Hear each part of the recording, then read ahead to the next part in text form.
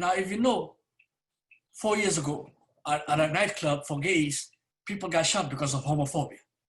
So we decided we're going to do something about Islamic supremacy, which promotes these values of racism, which exist, values of anti-Semitism, which is now growing and becoming a big issue, values of anti-Christianity, people who are Muslims are going after Christians. And then again, we have homophobia, which is old, and every community suffers from it.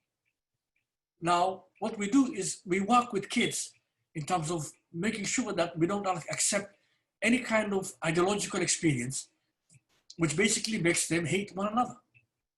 Hate is the thing that we most likely are combating.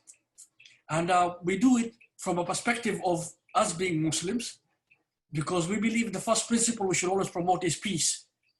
Peace is fundamental.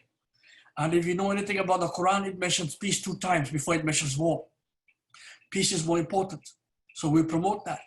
The second thing we promote is we live in a society. And in this globalized society, what binds me, average Mohamed, to Miriam Churchill for Paris for Peace, or Arno Michaels, or you, Reverend Raisha, or Frank Strong, or Chief Burgess, is our democracy.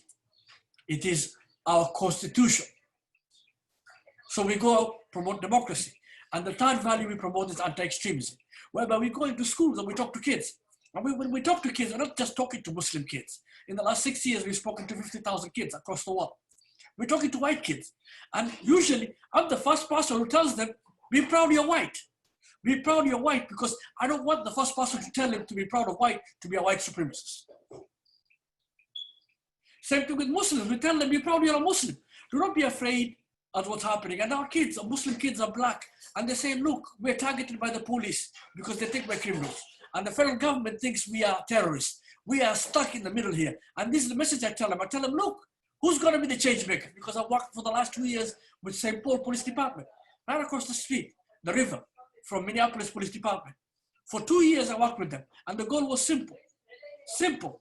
Create intergenerational change within police department, whereby each policeman has mentored at least 2, 3, 4 black kids in the process of teaching them. And we offer them a video club where they can train them and teach them, but more importantly, play with these kids, because we want cops to think different and we want our youths to think different. I mean, the issue that George Floyd has triggered is just a trigger. It's not the police. It's the inequality that exists with healthcare. It's the fact that here in Minnesota, we own, as minorities, the least amount of housing. It's also access to healthcare. It is also to underfunded education system, which has been training generation to generation of youth who are minority to only work in the low-end jobs. And nothing more than that. No inspiration, no movement beyond that. It is also the question of hospitality and livability. And the relationship between the police department and the community is impressive. I was shocked. I was shocked when I went the first time to work with St. Paul Police Department, and they knew the kids. I was shocked because I was like, how do you know these kids? You know, have you been dealing with them in law enforcement? Said, no, we've known these kids since they were the age of 6. They're now teenagers.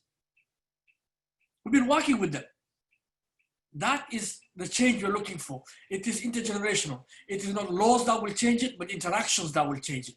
And what kind of good quality interaction can we generate? They made it their priority. Their number one duty is community relationship. And they go everywhere, meet everyone, talk to everyone, engage everyone, and more importantly, bring everyone to the table. Whatever they're doing seems to be working, because we have less problems in St. Paul than we do here in Minneapolis. There is an organizational different thinking here. One is embedded in the community, and the other one will come to the community when there's a headline. It's already too late when the headline is there. You need to build this relationship before. Now you see, if before the headline, I can stand up and speak for St. Paul Police Department and what they've done within the community. And many others will do so.